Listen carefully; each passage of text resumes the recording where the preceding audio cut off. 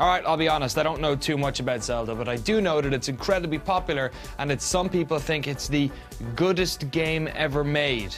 It's so good people get tattoos of it, and Robin Williams even named his daughter after it. I'd like to blow in her ocarina of time. This is Zelda, or at least that's what I thought for most of my non-Nintendo filled youth. You couldn't really blame me though, really, could you? When I see a picture of somebody beside a name, I generally associate that person with that name. But the genius who made the first game decided to name it after the princess, who's in each game for about 5 minutes, while the repeated protagonist who you look at for about 50 hours is actually called Link. There are bunches of Zelda games and they all follow the same basic template. You play as Link on a mission to save Princess Zelda. You live in a place called Hyrule and are on a mission to defeat a baddie called Ganon, or Ganondorf. Though it may seem like Nintendo are creating the same game over and over and over again, each game actually lies in a wider timeline in the Zelda universe. Each iteration of the game takes place in the same land, but at different times in its history. So Link is essentially a messiah who keeps returning to save the world, except instead of turning water into wine and curing leprosy, he steals treasure and kills thousands of wild animals. The road to Ganon is one studded with vicious enemies and bunches of temples, each one themed like the rooms at a hippie's wedding. There's the Forest Temple, the Fire Temple, the Water Temple, the Light Temple, the Spirit Temple, the Weed Temple, the Group Sex Temple. In each temple you solve puzzles, fight baddies, battle a boss and pick up new equipment. You do this for about 50 hours while upgrading your health and collecting rupees. Once Link is properly tooled up, there's the inevitable battle with Ganon, after which point Zelda is returned to her castle to wait for Ganon to kidnap her again. Man, Nintendo really hates royalty. Now, I'm not trying to be too hard on Zelda. I mean, you obviously can't make one of the world's most successful gaming franchises by just rehashing the same ideas over and over again. So, is Zelda Nintendo's cash cow, or, like fans of the series profess, are there more to these games than meets the eye? Let's find out. The Hyrule Fantasy Legend of Zelda was released in Japan on the Famicom in early 1986 and came to the NES in Europe and North America a year later under the more familiar title The Legend of Zelda. The development team responsible, headed by Shigeru Miyamoto and Takeshi Tenten Tezuka, were working on Super Mario Bros. At the same time. And in many ways it's the antithesis of Mario. Where Mario was linear, Zelda had an open world that encouraged exploration. Mario's focus was on high scores, while Zelda was about completing the game. Mario's challenge was all about dexterity, while the challenge in Zelda was solving its many riddles and puzzles. Miyamoto drew inspiration for the series from his youth growing up in Kyoto. During his childhood, he would explore nearby fields, forests, and caves. In Zelda, he hoped to replicate the same wonder and excitement he felt on his own adventures. And that it did. The Legend of Zelda was a huge success, selling 6.5 million units worldwide. It was the first NES game to break 1 million. It set the format the series would follow for years to come. Ganon, Triforce, dungeons, even the theme music, which was actually written in one day when a panicked Koji Kondo realized the original team hadn't reached its posthumous copyright expiration yet. A sequel soon followed. Zelda 2: The Adventure of Link came out in Japan in January '87 and the following year in Europe and North America. While the first game used many of the trappings we associate with fantasy RPGs, stuff like spells and running around woods and all that, LARPing basically, Zelda 2 made it more like an RPG mechanically by introducing experience points. The top-down view from the first game was only used in the overworld, the rest was played side-scrolling like Mario. Though it sold and reviewed well and was celebrated for its radical departure to the first game, neither the XP system or the side-on camera were ever used in the series again. 4 years later, in 1991, The Legend of Zelda: A Link to the Past. Oh wait, I get it. A Link to the Past. It's because his name is Link. Jesus. Came out on the Super NES, the only title in the franchise to do so. Returning to the top-down perspective, Link could swap between the light and dark worlds, exposing secrets in the map. A Link to the Past also had a deeper storyline than previous games, allowed Link to walk diagonally and stripped out the sword stab with a sideways swing. A Link to the Past has sold over 4.5 million copies worldwide, making it one of the best-selling Super NES games of all time. It was a technical breakthrough too, as it was the first 8-megabit SNES cartridge, allowing the developers double the storage space, 1 whole megabyte, to create its 2 vast worlds. Reverse engineering of the game's code would later reveal that to ensure it fit on the cartridge, only the differences between the 2 worlds were saved. A nice reminder that during this period, Nintendo were artists in both the design and programming worlds. Zelda finally went portable in 1993 when The Legend of Zelda: Link's Awakening came out on the Game Boy. In it you play as Link and do Zelda-y things for about 2 million hours, but this time around you could play it on the toilet and stuff. It also saw a Game Boy Color release under the names Link's Awakening DX, presumably DX stands for color in Japanese or something.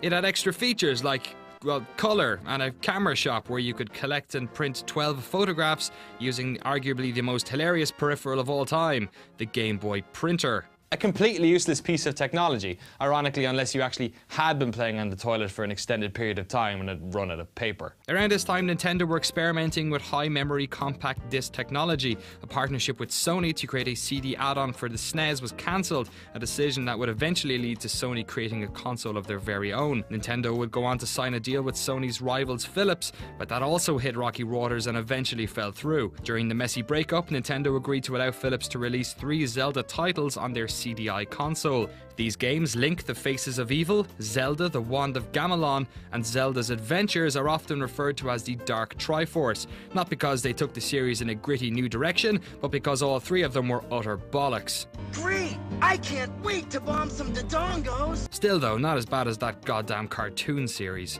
Well, excuse me, princess. Excuse me, princess. Excuse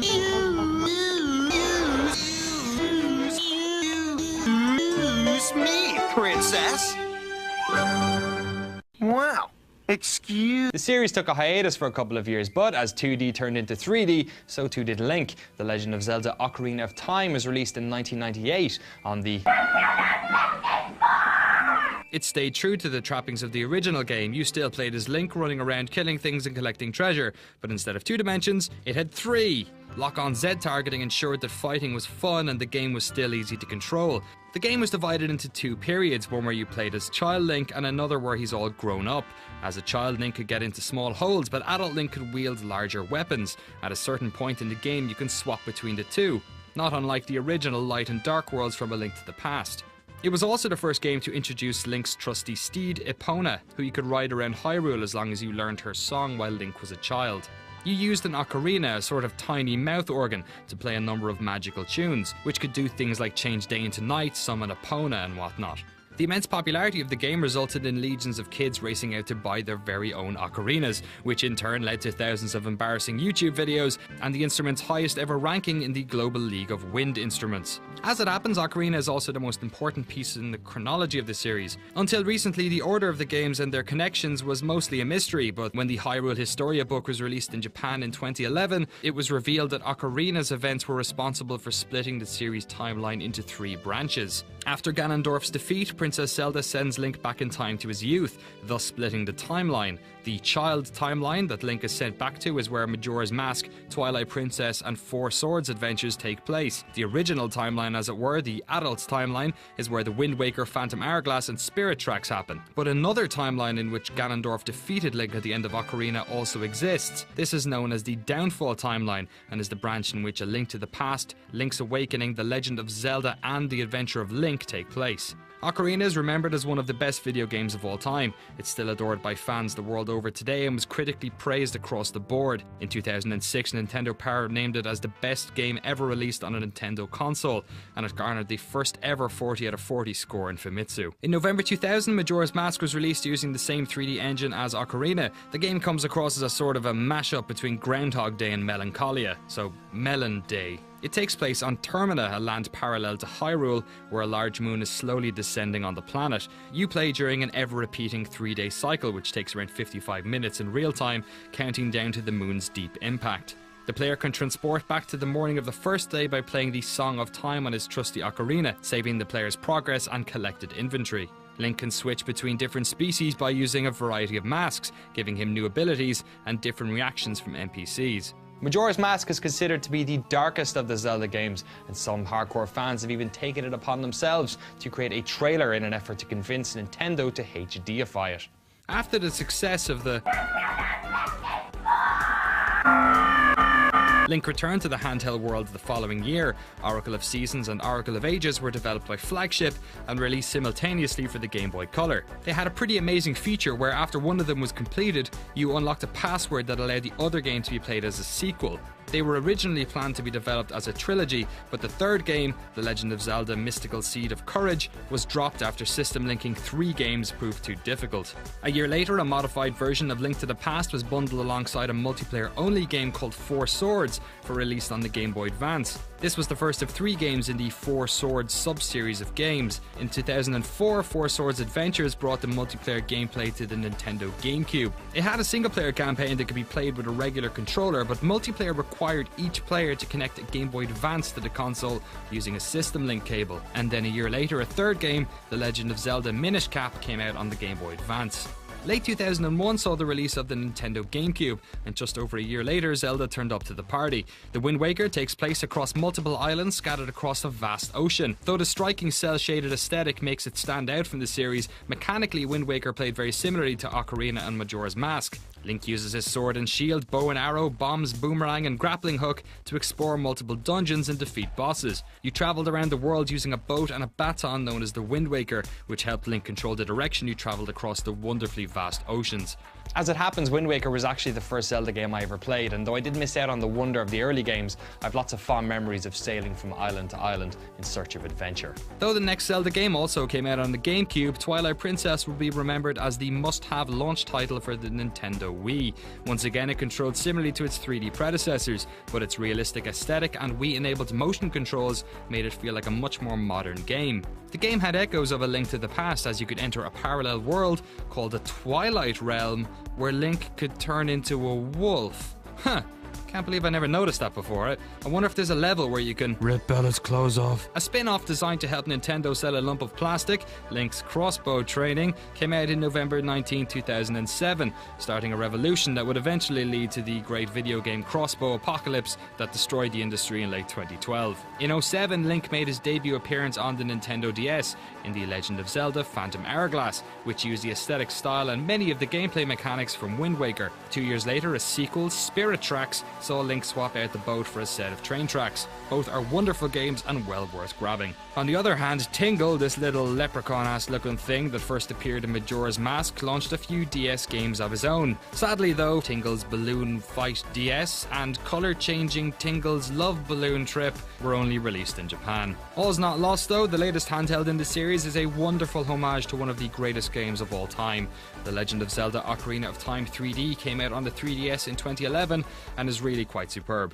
And so we come to the end, for now. The most recent release, Skyward Sword, came out on the Wii in late 2011. Though the latest in the series, the game is actually the oldest chronologically, taking place before Ocarina, Four Swords and even Minish Cap. The game explains the origins of the Master Sword and Ganon, and lays the foundation for the recurring characters of Zelda and Link, childhood friends raised in a world above Hyrule's clouds, known as Skyloft. Skyward Sword uses the Wii's Motion Plus attachment to improve upon the combat in Twilight Princess. It added flying modes, while the impressionist art style allowed for more creativity in enemy and environment design. At the end of Skyward Sword, we see Zelda and the ever-silent Link standing on Hyrule's surface as their loft wings fly back into the sky. The implication being that they chose to stay and found what would later become Hyrule, and one of the most enduring game series of all time. Zelda is one of the most influential games in our pastime's history. Link's adventures have spanned lifespans, scattered across Nintendo's illustrious history. It's appeared in bedrooms and buses around the world, re-released on handheld devices and virtual consoles several times over. Some of you grew up alongside Zelda, some of you grew up while playing Zelda,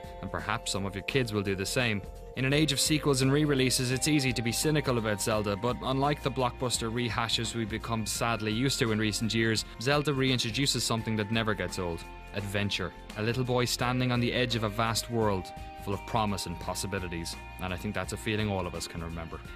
If, like me, you missed out on the Zelda games first time around, I have to say there are so many ways to play all the old games on modern consoles and handhelds that you'd really be doing yourself a disservice if you didn't try and check some of those out. Those of you who did play all the old games, please leave your thoughts and fond memories in the comment box below. Thanks for all the suggestions for episodes, folks. This is another one you guys said we should do last season, but some of you keep suggesting stuff we've already done. You can go back and watch all those old episodes if you want by clicking on the show title here, I think, or the box thing here on YouTube. There's loads in there: Half-Life, Call of Duty, Battlefield, Love and Sex, Loading Screens, bunches. And you can subscribe to the show there too, if you want.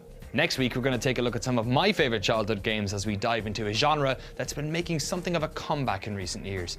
Here's a clue.